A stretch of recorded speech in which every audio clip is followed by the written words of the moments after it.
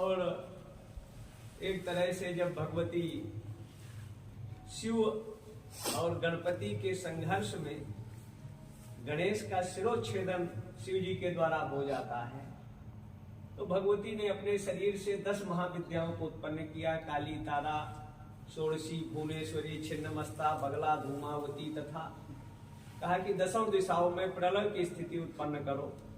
और ये देवता लोग अनर्गल निरापराध मेरे बालक का शिरोच्छेदन किया है।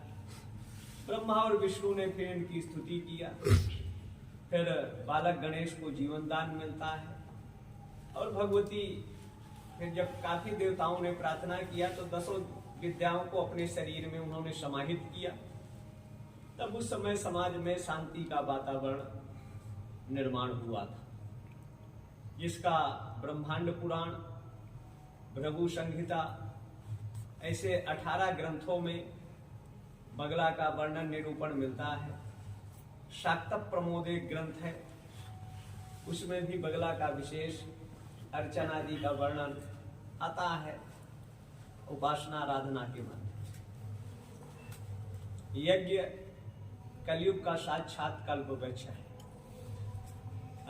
जो लोग कहते हैं यज्ञ से फायदा नहीं, यज्ञ का विधि पूर्वक अगर हम कार्य करते हैं, आहुतियां देते हैं, यज्ञ मंडप में देवताओं के, देवियों के निमित्त जो आहुति दी जाती है, स्वाहा का धर्म मंच से आध्यात्मिक दैवी चेतना, ब्राह्मी चेतना को जगाकर, नकारात्मक भाव लोगों के चित्त वृत्ति से हटाकर ईश्वर धर्म के प्रति उनके हृदय में दैवी भाव को जागरण करना, ये धर्म मंच का काम होता था।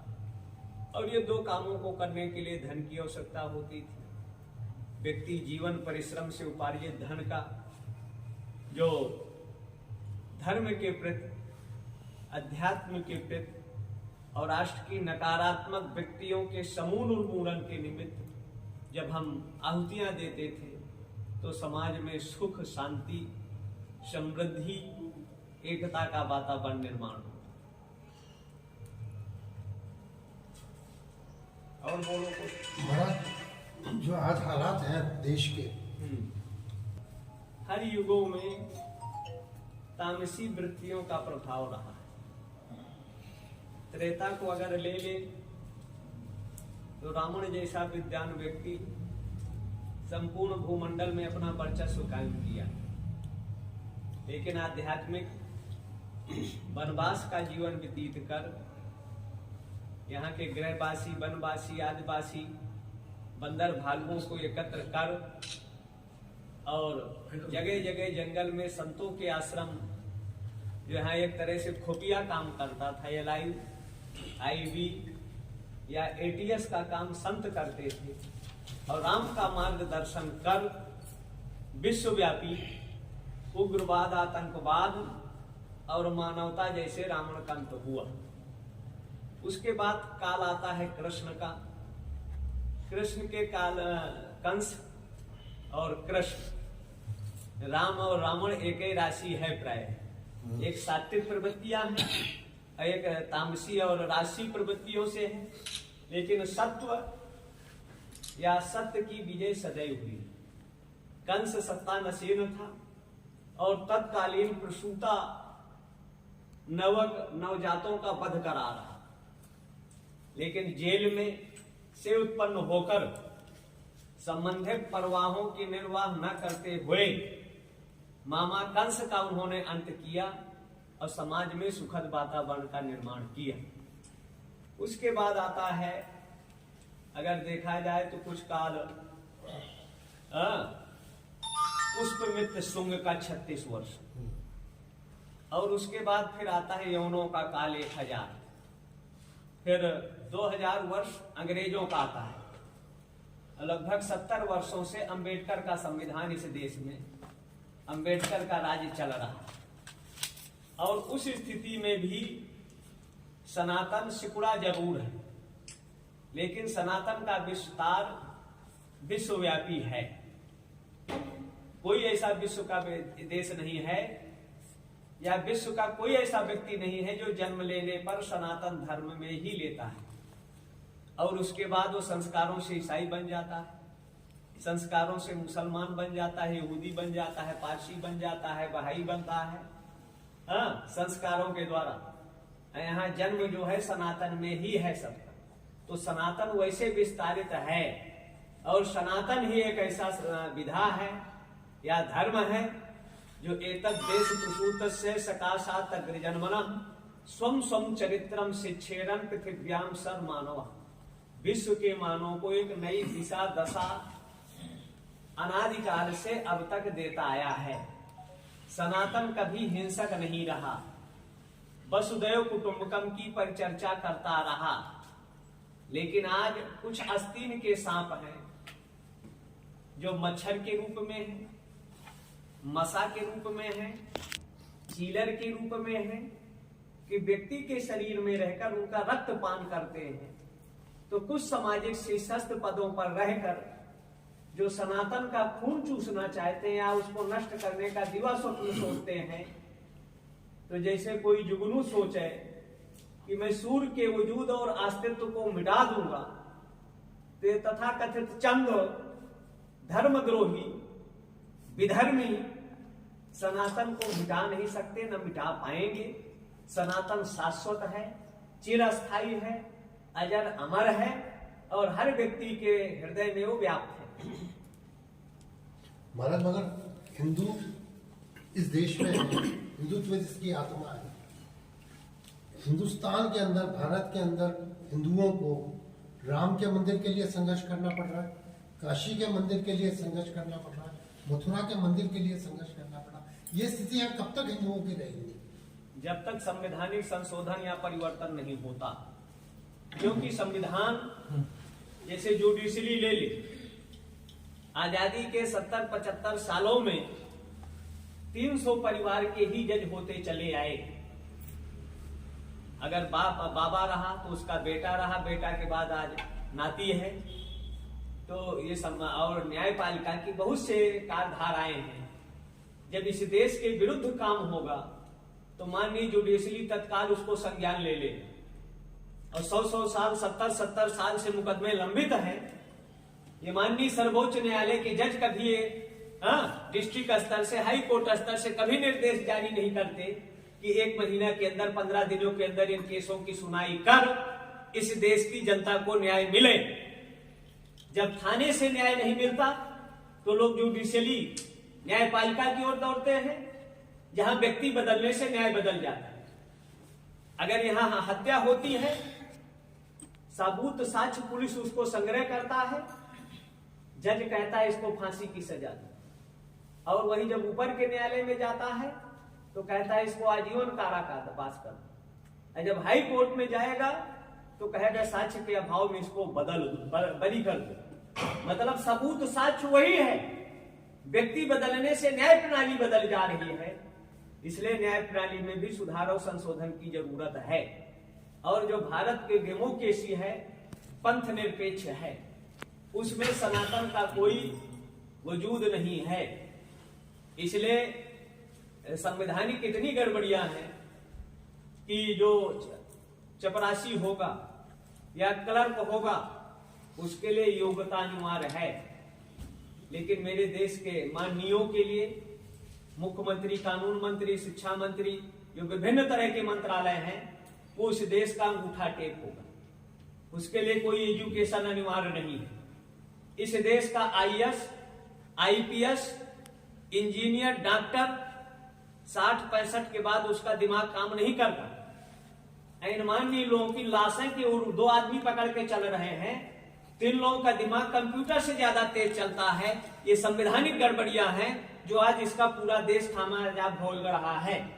आजादी के समय ही धर्म के आधार पर पाकिस्तान बन गया, धर्म के आधार पर बांग्लादेश बन गया, तो उसी समय भारत को वैदिक सनातन राष्ट्र घोषित किया जाना चाहिए। लेकिन 70 सालों में, 75 सालों में कोई ऐसा शासक नहीं आया कि इस ओर कदम उठाता। जो आज सनातन की दुर्दशा या हिंदुओं की दुर्दशा की ओर आप इशारा कर रहे हैं, उसका कारण ही संविधान ये है हमारा। और नेताओं का डेमोक्रेसी के चलते ये सब हो रहा है। भारत के रहने वाले लोगों को भारत जैसे पाकिस्तान है, संवैधानिक है कि इस निंदा के नाम पर लोग बेगुनाह बेकसूर को मार देते हैं। यहाँ खुलेआम भारत माता को गाली देगा, भारत के संविधान को गाली देगा और खुलेआम हमारे आर्मी को चैलेंज देगा और तब भी जिंदा है। ये सब संवैधानिक गड़बड़ियां है। अपराधी अपराध करता है।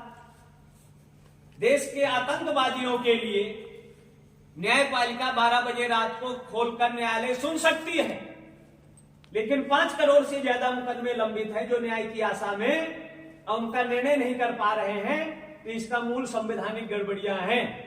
इसलिए इस देश को न्याय प्रणाली में सुधार के लिए कोलोजियम सिस्टम खत्म किया जाना चाहिए। संविधान के हर विषय के विशेषज्ञों को 5-5 लोगों को लगाकर संवैधानिक संशोधन हो, अंतिम पायदान के गरीब को न्याय मिल सके। ये जब तक संवैधानिक संशोधन सुधार नहीं होगा और जाति और भाषा से ऊपर उठकर संवैधानिक व्यवस्थाएं हैं कि इस जात में पैदा होगा तो गरीब नहीं होगा, और इस जात में पैदा होगा भले उसके परिवार में IAS IPS इंजीनियर प्रोफेसर होंगे तो गरीबे होगा। एक खाने का ठिकाना नहीं इस जाति में है तो अमीरे होगा। इसलिए जो आरक्षण प्रणाली है इस देश की योग्यता का सबसे, देश को बर्बाद करना हो तो अयोग्य लोगों को पदों में बैठा दो, वो देश में अराजकता फैलेगी, अशांति फैलेगी, जातिवाद का विष घोलकर समाज का खून खराबा करेंगे। ये सबसे बड़ी गड़बड़ियां है। इसलिए देश का अगर सुधार करना है, देश में अमन चैन लाना है और अंतिम पांव वाले को भी न्याय मिल सके तो उसके लिए बहुत से मूल चूक परिवर्तन जरूरी है। और जहां तक सनातन का प्रश्न है या हिंदुत्व का प्रश्न है, ये सबको संगठित होना चाहिए, एकबद्ध होना चाहिए और संगठन में बहुत बड़ी ताकत है। लेकिन नेताओं का काम है ईटिंग और मीटिंग और अंत में इस देश की जनता के साथ चीटिंग, जिससे समाज में अशांति है। इसलिए जो सनातन मान बिंदुओं पर अनर्गल प्रलाप करते हैं उसको राष्ट्रीय स्तर पर एक कानून की जरूरत है। इस निंदा जैसे और ऐसे लोगों को देशद्रोह का लगाकर खुलेआम जो बगावत कर रहे हैं, देश और धर्म संविधान के विपरीत संविधान की शपथ लेते हैं कि हम संविधान के दायरे में काम करेंगे, और जब पदों में पहुंच जाते हैं तो संविधान की धज्जियां उड़ाते हैं। ऐसे लोगों के लिए कानून जरूरी है जो इनको नियंत्रण कर सके, जिससे देश की एकता अखंडता शांति बनी रहे। महाराज हमास आतंकी हमला किया है और आतंक को संरक्षण संवर्धन किसी भी स्थिति में नहीं दिया जाना चाहिए, किसी भी देश का हो। तो हमास रात में लोग सो रहे थे, किस स्थिति में थे, 5000 से ज्यादा लांचर बमों से हमला किया, तो इससे बड़ा आतंकी हमला नहीं हो सकता। और जो हमास का आतंकवादियों का समर्थन कर रहे हैं वही भारत के बर्बादी का दिवा स्वप्न देख रहे हैं। सरकार का मत था, सरकार ने तो स्पष्ट कह दिया कि हम किसी भी स्थिति में आतंकवाद का सपोर्ट नहीं कर सकते। तो जिनके अंदर तनिक भी मानवता जिंदा है, इंसानियत जिंदा है और नैतिकता जिंदा है, तो हमास के आतंकी हमले को सपोर्ट नहीं करना चाहिए, इसका प्रतिकार विरोध करना चाहिए। और अपनी आत्मरक्षा में इजराइल जो कर रहा है वो किसी भी देश के साथ होगा, वो आत्मरक्षा अपने देश की प्रजा जनता की रक्षा के लिए करना चाहिए। यही धर्म है, यही राष्ट्र है और यही संस्कृति के संवर्धन के लिए व्यक्ति को करना चाहिए। महाराज ये कुशाल भारती जी महाराज ने 4 माह का चतुर्मास किया, सनातनी चतुर्मास, महाराज का भी बहुत बड़ा योगदान रहा है। मगर चतुर्मास की जो परंपरा है ये हमारे सनातन के अंदर क्यों पैदा नहीं होगी? क्योंकि जब ये कह रहे हैं पहली बार हो रहा है तो लोग इनमें नाराजगी है कि लोग नहीं छूट रहे हैं इनसे। लोगों के जो जितना आना चाहिए था, जितना खर्चा ये कर रहे हैं, जितनी मेहनत ये कर रहे हैं, जितनी ताकत ये लगा रहे हैं दूध को इकट्ठी करने की, वो लोग नहीं जुड़ रहे। उसको लेकर क्या कमी मानते हैं आप? क्यों नहीं? अब ऐसा है, चातुर्मास यहाँ होगा पहली बात, लेकिन चातुर्मास आज से नहीं है, ये हजारों साल। आचार्य शंकर का 2509 वर्ष हो गए आदि शंकराचार्य, और उन्होंने चातुर्मास की व्यवस्थाएं सन्यासियों को उस समय दिया।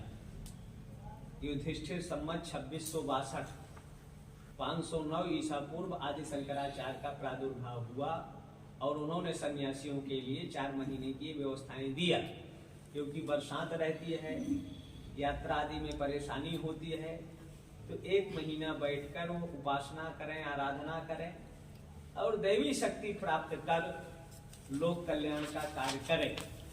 अब नकारात्मक वृत्ति लोगों के अंदर ज्यादा है, कुछ प्रचार प्रसार या लोगों को जोड़ने में आज का समाज भौतिकता की ओर ज्यादा बढ़ रहा है, आध्यात्मिकता से थोड़ा किनारे हो रहा है। ऐसी स्थिति में हमको लोगों को जोड़ना चाहिए, आमंत्रण करना चाहिए, और लोग जुड़ भी रहे हैं, आ भी रहे हैं।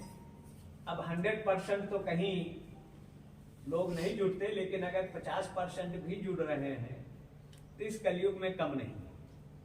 और थोड़ा जो इसका प्रचार तंत्र है, कमेटी के लोग हैं, अखबारों से ही हर चीज का प्रचार नहीं, हर घर तक लोगों को आमंत्रण पहुंचाना चाहिए। लोग आमंत्रण जाएगा तो जरूर आदमी आएगा, ऐसा नहीं है। पहले की अपेक्षा धर्म कर्म आज ज्यादा हो रहा है, कहीं भी ले, अब लोगों की संख्या भी कम नहीं जुट रही। लेकिन अब यहाँ कुछ होगा, अब यहाँ का स्थानीय भौगोलिक स्थितियां आप लोग ज्यादा वापिस और उस पर चिंतन कर वो स्थिति। मेरा क्वेश्चन हमारा यह है कि सनातनी चतुर्मास पूरे देश में हो, सब शहरों में एक साथ हो, इसके लिए आप कोई ऐसी गाइडलाइन? अब गाइडलाइन ये संतों पर है, संतों को ये करते हैं, हमारे जैनी भी करते हैं, जैनी जो हैं, हाँ, ये लोग जैनी भी करते थे, सनातनी करते थे, और उसमें लोग जुटते थे। प्राय शहर शहर हुए हैं। पुरी शंकराचार्य थे, जोधपुर में किए थे लगभग 92 के काल में। गांधी मैदान में कई सभाएं हुई, हाँ, उस समय यहाँ सूखा पड़ा था। जैन के आचार्य तुलसी थे, इन लोगों ने कहा ऐसा होगा ऐसा होगा, प्रयोग कराए, पानी नहीं हुआ। वही पुरी शंकराचार्य निरंजन देव तीर्थ जब प्रयोग कराए और कह दे कि फला डेट को पानी गिरेगा, करीरी महायज्ञ कराया और पूर्णाहुति हो गई, शाम हो गया, और कहे देखो पानी नहीं गिरा, कहे चिंता ना करो, सुबह होने दो। और वही 8-9 बजे इतना पानी गिरा, एक बादल उठा कि जो विरोधी थे उनका मुंह बंद हो। तो याज्ञिक मंत्रों में ताकत है, ऊर्जा है, और उसके प्रयोग से सब काम पूरा होता है। एजुकेशन विभाग, एजुकेशन में कम से कम LKG से इंटर तक भारतीय भाषाओं में पहला तो शिक्षा होना चाहिए। और भारत का कम से कम मानस है, गीता है, स्मृतियां हैं, इनका एक पाठ अगर इंटर तक अनिवार्य कर दिया जाए तो अध्यात्म रहेगा। लेकिन ज्यादातर अब यहाँ क्या है, लिटरेचर BA में क्या पढ़ा रहे हैं, अमेरिका का राष्ट्रपति कौन है, उससे इस देश का क्या लेना देना, हाँ, इंग्लैंड का कौन है राजा या रानी। तो जब अपने देश की संस्कृति और इतिहास बढ़ाएंगे तो क्यों नहीं रहेगा। इसलिए शिक्षा में भी सुधार की जरूरत है। और जब संस्कारित शिक्षा होगी तो नवयुवक ऐसे पीछे नहीं है। जब भी भारत में कोई परिवर्तन हुआ, क्रांति आई, उसमें नवयुवकों की ही अहम भूमिका रही। चाहे नवयुवक राम ले ले, चाहे नवयुवक कृष्ण ले ले, चाहे नवयुवक वामन ले ले, चाहे सुभाष चंद्र बोस, भगत सिंह, राजगुरु, सुखदेव, या ये मेवाड़ के महाराणा नवयुवक के रूप में इतना संघर्ष किया, शिवाजी ने किया, या पृथ्वीराज चौहान, पद्मिनी वगैरह नारियां अपने नवयुवक जीवन में ही चलती हुए अंगारों में, चिताओं में दह गई। दधीच नवयुवक के रूप में अपने शरीर में अस्थियों का दान किया, तब ये सनातन बचा है, ऐसे थोड़ा हुआ। और इसमें सबसे ज्यादा भूमिका नवयुवकों की थी, इसलिए नवयुवकों को दिशा दशा गति अपने वृद्धों से मार्गदर्शन लेना चाहिए, और अगर मार्गदर्शन उनका मिलता रहेगा तो दिशाहीन नहीं होंगे। सामाजिक परिवर्तन में युवकों की ही अहम भूमिका। गुरुदेव जी, एक सवाल इसी से जुड़ा था, इसी में दो सवाल से कि अपने गीता, पुराण, वेद, ये सारी जो है पुस्तकें या उनके हमारे ग्रंथ है, उनको आज तक रेफरेंस नहीं माना गया। शोध कार्यों में इनको उतनी तवज्जो ही नहीं है कि ये हमारे इतिहास है, उनको इतिहास माना ही नहीं जाता, मिथक्स मानते हैं। जो हमारी ये अब तक की पढ़ाई जो हुई है 70 सालों में, उसमें ये कर दिया। ये स्थितियाँ सुधारने के लिए हम क्या प्रयास करें? अब प्रयास तो देखिए, 3 शिक्षा मंत्री केंद्रीय स्तर पर मुसलमान, इस देश की जो मूल आत्माएं थी, जिसमें करोड़ों लोगों की आस्थाएं थी, वो सब एक तरह से शिक्षा से किनारे कर दिया, और परिणाम सबके सामने। हाँ, तो जब यहाँ न महाराणा, न पृथ्वीराज चौहान, गुरु गोविंद सिंह, शिवाजी, बाजीराव पेशवा, बंगाल में सुभाष वगैरह, ये जितना बलिदान, या 1857 की क्रांति का पहला सूत्र मंगल पांडे ने किया। सबसे ज्यादा आजादी में बलिदान अगर किसी ने दिया, तो ब्राह्मणों की हम भूमिका रही। सबसे ज्यादा जितना बलिदान हुआ या संघर्ष हुआ, इन्होंने अपने जीवन की परवाह नहीं किया। सेना की बात आई तो दलित लोग रहे, कुछ मुसलमान रहे, और मुसलमानों ने जो इतिहास है, ये लड़ाई में पाकिस्तान की नहीं लड़े, सेना के मेजर को मार दिया, कर्नल को मार दिया, 400-500 सैनिक मारा, तब उसमें बना कि ये मुसलमान सेना में नहीं रहेंगे। हाँ, बहुत सी ऐसी स्थिति आई है, बहुत सी चीजें दबा दी गई, लेकिन बलिदान देना होगा, संघर्ष करना होगा तो सबाण। पहला अगर क्रांति किया तो मंगल पांडे ने किया, किसके लिए किया? गाय के लिए, कि गाय की चर्बी लगी। तो इतिहास तो बहुत कुछ है। आजाद भारत का पहला अखंड भारत का प्रधानमंत्री सुभाष चंद्र बोस रहा। किन स्टेटों के किन जिलों में पढ़ाया जाता है कि नहीं, आजाद भारत के 15 देश उनको मान्यता दे चुके हैं, लेकिन कहीं के इतिहास में कुछ बताया जाता है उनके बारे में? तो जब हम अपना इतिहास, क्रांति का इतिहास नहीं पढ़ाएंगे अपनी पीढ़ी को, तो कहां से पढ़े? अब वामपंथी विचारधारा भरा हुआ है, तो इसलिए इतिहास जो अपने देश को भूल जाता है। आज इजराइल क्यों जिंदा है? वहां का मूल गीता लेते हैं। हमारे यहाँ न्यायपालिका में गीता की शपथ तो लेंगे, लेकिन गीता नहीं पढ़ाया जाए। भारत के संविधान में आर्टिकल 28 और 29 में भारत की सांस्कृतिक 14 विद्याओं को पढ़ाने पर रोक है। हाँ, मुसलमान कुरान हदीस पढ़ावे कोई रोक नहीं, ईसाई बाइबिल पढ़ावे कोई रोक नहीं। 75 में सनातनियों के लिए कानून बना, 1 शादी 2 बच्चे का, लेकिन वो मुसलमानों के लिए नहीं बना, ईसाइयों के लिए नहीं बना, यहूदी पारसी बहाइयों के लिए नहीं बना, कि हिंदुओं की संख्या कम हो जाए और लोगों की संख्या बढ़ जाए, जो आज हो रहा है। तो क्या हिंदू पर्सनल लॉ पर भी विचार कर रहे हैं क्या आप?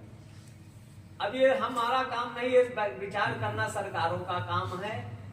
हमारा काम है देश की सांस्कृतिक धरोहर की पठन पाठन की व्यवस्थाएं हो, ये हमारा काम है। ला की व्यवस्था करना ये सरकारों का काम, क्या बनाना क्या बिगाड़ना ये सरकार सोचे। मगर जो स्थिति है देश की आज, युवा पीढ़ी पूरी तरह से गर्त में जा रही है। न उसको अपने पहनावे का ढंग है, न अपनी उसको संस्कृति का ढंग है, न उसको अपनी बोलचाल का ढंग है, न धर्म से तो वो बहुत ही विमुख हो चुके हैं। अब ये भार तो आप पे आ चुका है कि कैसे वो वापस अपने धर्म की ओर लौटे। भाई देखिए, उस समय का ले लें, अगर हमारे आचार्य शंकर 7 साल की अवस्था में घर छोड़ देता है, जब लोगों को बोध नहीं हो, और वहां से कहां से, केरला से ओंकारेश्वर आते। जब लोगों को इधर 1012 से किलोमीटर, उस समय पूरा देश अवैदिक मतों से त्रस्त था। वैदिक मत शून्यता की स्थिति में थी। लगभग 1 से 2% लोग सनातनी बचे। तब भी उन्होंने यात्राएं किया, लोगों को जोड़ा, मंत्रों का प्रयोग किया। अकेला एक राजा सुंधवा का था। हाँ, प्राग में कुमारेर भट्ट, बिहार में मंडन मिश्र, हाँ, ऐसे गिने चुने लोग थे। और फिर अब राष्ट्र जागरण किया, समाज को संगठित किया और प्रयास किया। सनातन धर्म आज जीवित है तो आचार संकर की। तो अब हमारे जो साधु संत हैं, सबको आज की आवश्यकता के अनुसार अपने मनभेदों को बुलाकर एक साथ बैठना होगा और नवयुगों की चेतना को जगाना होगा। तब भव्य भारत, विशाल भारत की जो परिकल्पनाएं हमारे ऋषियों ने किया, व्यास ने किया, तो पुनः आएगा। वैसे 200 लोकसभा सीटों में सनातन विहीन हो चुके, 200 सीटों, लगभग 300 सीटें हैं विधानसभा की, जहां सनातन के विरोधियों की प्रबलता है। ऐसी स्थिति में संवैधानिक परिवर्तन भी जरूरी है, लोगों के अंदर जागरण भी जरूरी है। और जो ये पहनावा आदि की बात है, इसमें फिल्मी जगत, जो सेंसर बोर्ड है, फिल्मों से ज्यादा दोषी ये सेंसर बोर्ड है। ये सही उसका मूल्यांकन नहीं करता और जिसको उल्टा सीधा धारावाहिक या फिल्मों को पास कर देता है। तो पाश्चात्य आधुनिकता अंधानुकरण में नवयुवक भ्रमित हो रहा है। इसलिए संस्कारित शिक्षा या संस्कारित, ये जैसे रामानंद सागर ने रामायण बनाया, छोटे छोटे बच्चों के अंदर राम सीता के भाव जागरण हुए। इन चलचित्रों से आज अर्धनग्न जो प्रदर्शन कर रहे हैं धारावाहिक या फिल्मों से, यही चारित्रिक और नैतिक पतन का सबसे बड़ा कारण है। अब उसमें हम लोगों का दायित्व, लेकिन हम लोगों की कितनी बात है सरकार मानती? बात तो यहाँ विचारनीय है। अगर धर्माचार्यों का मार्गदर्शन, महाराज विक्रमादित्य थे, उनके 9 रत्न थे।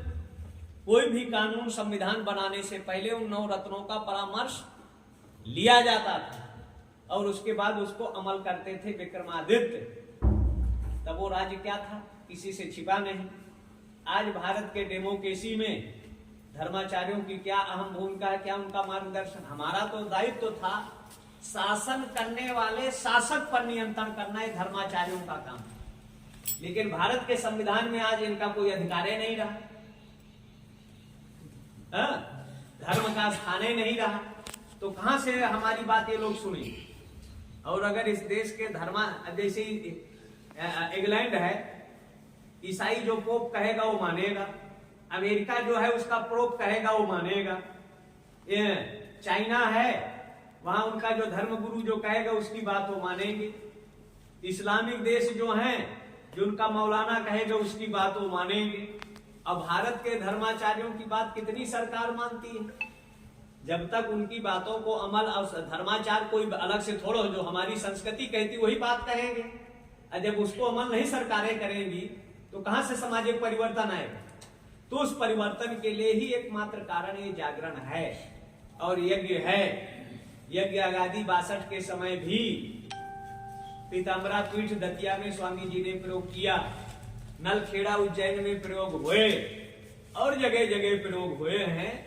हजारों जगह तो परिवर्तन हुआ, सेनाएं विजयी हुई और काफी हद तक, लेकिन जो सत्ताएं थी वो कहीं न कहीं देश के साथ वफादारी नहीं निभाया।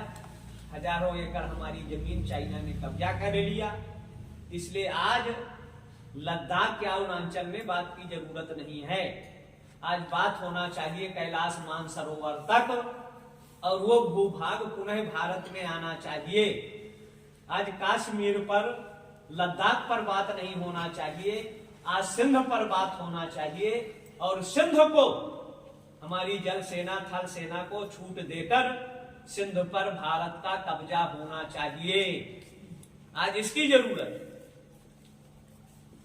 गुरुदेव अब होगा वो दिन दूर नहीं कि सिंध पर भी हम कब्जा करेंगे। अब कैलाश मानसरोवर तक जो 62 या 71 की गलतियां हैं उसकी पुनरावृत्ति नहीं होगी, उसका सुधार होगा और भारत का वहां फिर कब्जा होगा। शिवाजी जब निराश हो गए तो वो कहाँ जाते हैं? जो आंध्रा का श्रीशैलम में जाकर तलवार भगवती को समर्पण करते हैं और ये कहे कि हम अपना रात को बलिदान देके भगवती को समर्पण करते हैं। रात में सोते हैं, भगवती उनको फिर कटार देती, प्रकट होकर निराश ना हो, तुमको संघर्ष करना है। आज वो स्फूर्ति स्थल के रूप में वहां विकसित हुआ शिवाजी का। हाँ, और वहां जो देवी है श्रीशैलम की, वो प्रत्यक्ष उनको साक्षात्कार। तो हमारे जितने साधक थे, महाराणा शिव जी के उपासक रहे और उन्हीं का राज्य लेकर, उन्हीं के आदेश लेकर राज्य चलाते रहे। तो जो हमारे शासक हैं वो धार्मिक, धर्म उनके लिए सर्वोपरि था। और जब धर्म सर्वोपरि था, लेकिन गद्दारी प्राय हमारे भाई बंधु ने ही किया। मान सिंह अगर गद्दारी नहीं करता तो महाराणा प्रताप को अरावलियों में घास की रोटियां नहीं खाना पड़ता। आज भी जो गद्दारी हो रही है, जिसका आप इशारा कर रहे हैं, हमारे ही भाई बंधु हैं, लेकिन वो कन्वर्टेड हो गए हैं, सनातन धर्म छोड़ चुके हैं और वही नाम के तो हैं सनातनी। 40% नेता और ब्यूरोक्रेट सनातन धर्म को छोड़कर विधर्मियों की संस्कृति अपना लिया है, जो आज सनातन के लिए सबसे बड़ा, देश के लिए बाधा है।